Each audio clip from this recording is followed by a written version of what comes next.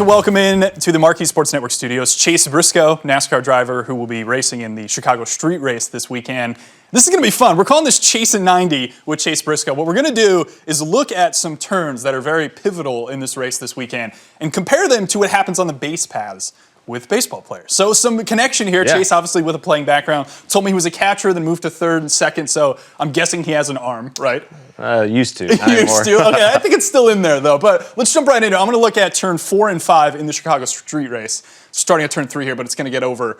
Just talk me through like your thinking as a driver as to what you do when you're approaching these turns. Yeah, this part is the hardest part of the racetrack for us. So Lakeshore, we're running 160, 170 mile an hour, and you can see how wide the racetrack is here and how narrow it gets right there. Oh, man, it is extremely, truthfully terrifying for us because it's so rough. You're bouncing all over the place, and there's just no margin for error through here. This is where a lot of the wrecks typically will happen, just because you're pushing the limits so hard, and it's all about getting your angle right, turning into this corner, so you can maximize this one because this leads onto our longest straightaway and one of our biggest passing zones. Okay, back that up for me a little bit. I want to see exactly right here. So you're saying you want to take the angle tighter to this wall. Yeah, so you start on this far outside wall, and you try to turn in, so like back in here, and then you're going to turn in probably right about here, and you just try to get your right side as close as you can to this, and then you're going to come out and literally almost hit this wall with your left side, and then you wait really late to turn into this one, because if you turn in too early, your angle will be wrong going to this one. So you try to make this straightaway almost as long as you possibly can. I see, but you're anticipating that, but what if you're like next to a car, there's someone around you? Like, does that just go out the window? Yeah, for the most part, especially in that area, just because it's literally not even hardly 2 cars wide, so it's extremely challenging if you're side by side through there. And you were telling us earlier that the walls, just because it's a street race, can be placed in different spots, which could influence your turning, correct? Yeah, for example, last year this might have been what the wall looked like, but then this year, how they set the jersey barriers,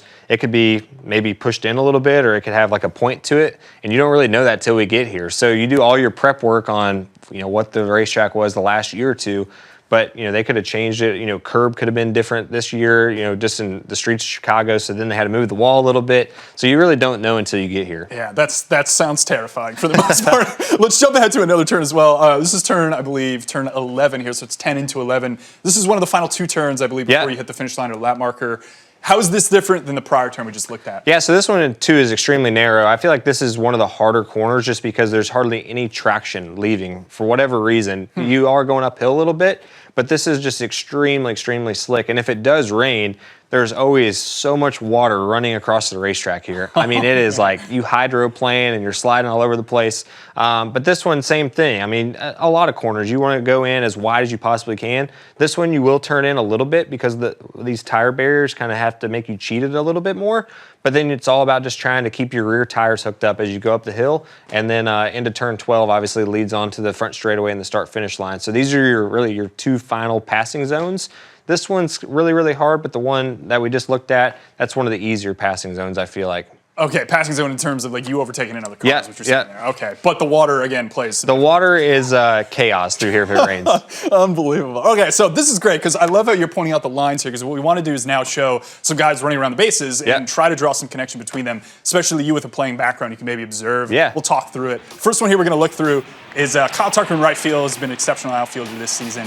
This was in Philly, so Edmundo Sosa is going to second base. Really nice throw by Tucker. Weird slide by Edmundo Sosa, but what we're going to show here is when we jump and show the actual StatCast rendering of this. So now, again, imagine now we're on field level. We're looking at this exact play we just saw the B-roll of. Slice ball the other way. The thing I want to point out and have you talk through, Chase, his route here, Edmundo Sosa, is really wide around first base, which probably leads to him having not as efficient of a path towards second. So is there any connection between taking like a wide path to a point like we're seeing here as it is in NASCAR? Yeah, 100%. I mean, obviously, if you're running to second base, right, you don't want to run a direct straight line because it's going to be slower, right? Yeah. Where here, he just took too much distance here. So he could have gave up a little bit more here, got his angle, and then he would have cut all that distance here. I don't know if he thought maybe he's going to be able to go to third, but even then, you're still using up just so much distance. So it's kind of a happy medium.